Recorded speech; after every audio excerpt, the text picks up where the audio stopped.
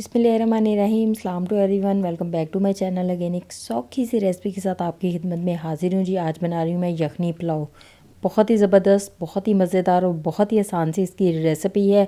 आप इसे बीफ में भी बना सकते हैं, आप इसे मटन में भी बना सकते हैं, आप इसे चिकन में भी ट्राई कर सकते हैं। पकाने का गोश्त के हिसाब से टाइम का फ़र्क आएगा, बाकी रेसिपी सेम ही होगी, चीज़ें सेम ही डलेंगी। बहुत ज़बरदस्त और मज़े का बनता है, बहुत आसान और सिंपल सी रेसिपी है, तो इसे आप ज़रूर ट्राई कीजिएगा।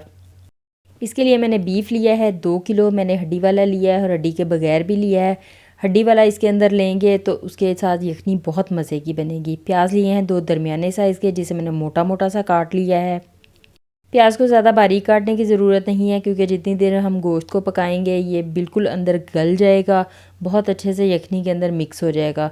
तो इसे मोटा मोटा काट लें। नमक लिया है 1 खाने का चम्मच, आप अपने टेस्ट के हिसाब से कम ज़्यादा भी कर सकते हैं। सौंफ इसके लिए ली है 1.5 खाने का चम्मच। साबित लहसुन लिया है तकरीबन 1 खाने का चम्मच। साबित लहसुन ही डालिएगा, इसका टेस्ट बहुत ही ज़्यादा मज़े का आएगा यखनी में। ज़ीरा लिया है 1 खाने का चम्मच। बाकी जो हम इसके अंदर साबित गरम मसाला डालेंगे, उसके अंदर 3 मैंने बड़ी इलायचियाँ ली हैं, 1 चाय का चम्मच मैंने काली मिर्चें ली हैं, आधा चाय का चम्मच लौंग लिए हैं, कुछ बादियान के फूल लिए हैं, कुछ दालचीनी के टुकड़े लिए हैं जी। इस तरह से ये साबित गरम मसाला आपने ले लेना है, चाहे तो मिक्स साबित गरम मसाला भी ले सकते हैं। मैंने अलग अलग सारी चीज़ें ले ली हैं। सबसे पहले गोश्त को मैंने कुकर के अंदर डाल दिया है और इसके अंदर हमने प्याज डाल देने हैं। प्याज डालने के साथ ही इसके अंदर नमक भी शामिल कर देना है। साबित लहसुन भी इसके अंदर डाल देना है। साबित लहसुन डालेंगे तो ज़्यादा मज़े का टेस्ट आएगा, इसलिए साबित ही डालिएगा, पीस के नहीं डालिएगा। सौंफ भी इसके अंदर डाल दें, ये भी ज़रूर डालिएगा, इसका टेस्ट बहुत मज़े का बनता है। ज़ीरा भी इसके अंदर डाल दें। साबित गरम मसाला मैंने अलग अलग बताया है, आप मिक्स वाला भी इसके अंदर डाल सकते हैं। ये ऐसे ही इसके अंदर मैं डाल रही हूँ, आप चाहें तो पोटली बना के भी डाल सकते हैं। पोटली बना के डालें या ऐसे ही डालें, टेस्ट पे कोई फ़र्क नहीं आएगा, बल्कि बहुत ही मज़े की यखनी बनेगी। और जितनी मज़े की हमारी यखनी बनेगी, उतना ही मज़े का हमारा पुलाव बनेगा। इसके अंदर पानी हमने चावलों के हिसाब से शामिल करना है कि हमारा गोश्त भी अच्छे से पक जाए और उसके लिए हमारी यखनी भी बच जाए। तो इसमें मैंने 1.5 किलो पानी शामिल किया है।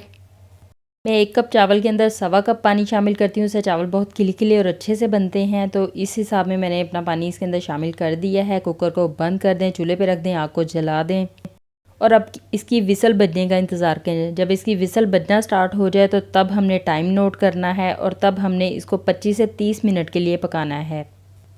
25 से 30 मिनट में हमारा गोश्त अच्छे से गल जाएगा, यखनी तैयार हो जाएगी। तो अब जब विसल बनना स्टार्ट हो जाए तो तब से टाइम नोट करना है। यहाँ पे जी मुझे तो 30 मिनट हो गए हैं। 30 मिनट के बाद मैंने कुकर खोल के देखा था तो हमारा गोश्त इस कंडीशन में था, अच्छे से गल चुका था। मैंने इसे चेक कर लिया है, यखनी भी तैयार हो चुकी है। बाकी चीज़ों की तरफ आते हैं। उसमें जी चावल ले लिए हैं 1 किलो, जिसको आधा घंटा पहले मैंने पानी में भिगो दिया था। चावल अच्छे से नरम हो चुके हैं। यहाँ पे जी नमक लिया है 1 खाने का चम्मच, क्योंकि यखनी में भी नमक डाला था। सुरख मिर्च पिसी हुई ली है 2 चाय के चम्मच, आप अपने टेस्ट के हिसाब से इसे कम या ज़्यादा भी कर सकते हैं। ज़ीरा लिया है 1 खाने का चम्मच। दरमियाने साइज़ के प्याज लिए हैं 3 अदद, जिसे मैंने स्लाइसिस में काट लिया है। ये हम चावल का तड़का बनाने के लिए इस्तेमाल करेंगे। टमाटर लिए हैं 3, जिसे काट लिया है। सब्ज़ मिर्चें यहाँ पे मैंने ली हैं 7 से 8। लहसुन और अदरक लिया है तकरीबन 1-1 खाने का चम्मच। इन तीनों चीज़ों को मैंने चॉपर में डाल दिया है। इसको बहुत अच्छे से हमने पीस लेना है। आप चाहें तो टमाटर काट के डाल लें, चाहें तो आप टमाटरों का भी इसके अंदर पेस्ट बना सकते हैं, दोनों तरह से डाल सकते हैं। ये हमारा पेस्ट तैयार है, इसको हम तड़के के लिए इस्तेमाल करेंगे। चाहे तो टमाटर भी इसके साथ ही पीस लें, चाहे तो काट के डाल लें। पकाने के बर्तन के अंदर 1.5 कप ऑयल मैंने डाल दिया है। ऑयल जब थोड़ा सा गर्म हो जाए तो इसके अंदर प्याज डाल दें। प्याज़ों को ऑयल के अंदर बहुत अच्छे से फ्राई कर लें, ब्राउन कलर होने तक। चावल का जो कलर बनता है वो प्याज के कलर पे है। जितना डार्क हम प्याज का कलर करेंगे, उतना ही डार्क हमारे चावलों का कलर हो जाएगा। अगर प्याज का कलर लाइट रखेंगे तो चावल भी लाइट कलर के बनेंगे, डार्क करेंगे तो चावल भी डार्क कलर के बनेंगे। यहाँ पे प्याज हमारे ब्राउन हो चुके हैं। अब इसके अंदर जो हमने लहसुन, अदरक और सब्ज़ मिर्चों का पेस्ट था वो डाल दिया है। इसको भी अच्छे से मिक्स कर लें और थोड़ा फ्राई कर लें। अच्छे से इसको भी प्याज़ों के साथ फ्राई कर लिया है मैंने। इसको फ्राई करने के बाद अब हम इसके अंदर टमाटर भी शामिल कर देंगे। टमाटर डाल दें, इसको भी मसाले में अच्छे से मिक्स कर लें और थोड़ा फ्राई कर लें। यहाँ पे टमाटरों को भी अच्छे से फ्राई करने के बाद अब हमने इसके अंदर डालना है नमक। पिसी हुई सुरख मिर्च भी इसके अंदर डाल देनी है। नमक और मिर्च आप अपनी टेस्ट के हिसाब से कम या ज़्यादा भी कर सकते हैं। ज़ीरा भी यहाँ पे इसके अंदर डाल दें। ज़ीरा वैसे तो हमने यखनी में डाला था, लेकिन यहाँ पे अगर आप ज़ीरा डालेंगे तो उसका टेस्ट बहुत ही ज़्यादा मज़े का आएगा। तो अच्छे से इन तीनों चीज़ों को इसके अंदर फ्राई कर लें। मसाला हमारा तकरीबन तैयार हो गया है।